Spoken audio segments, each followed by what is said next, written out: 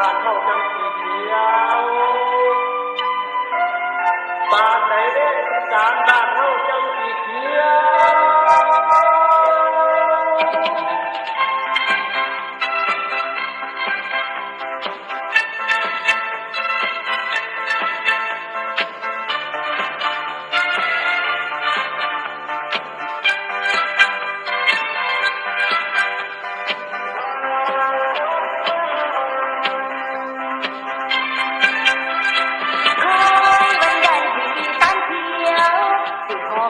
ไปเที่ยวอเม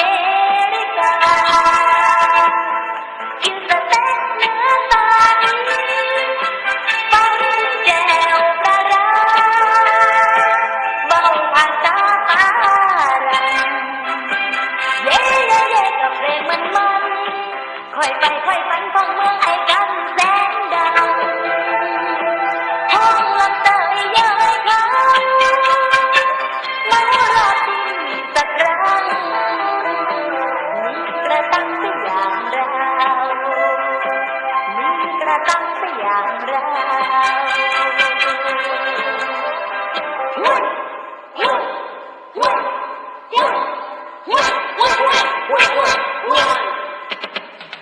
วยมือใดแล้วล่ะจ๊ะ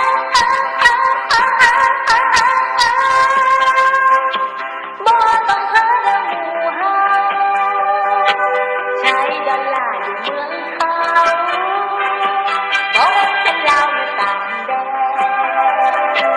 ไปสักแห่งฝรั่งเฮ้ยอยู่เป็นหมู่เป็นบ่คือใจพอสิให้เป็นเสียวไอเอาข้าวเหนียวจิ้มสเต็กสักครั้งอยู่เอานมปังจำจะแดดบ่โอ้ยรับรองว่าแซ่บอีจับตีอีสานสุดเดียว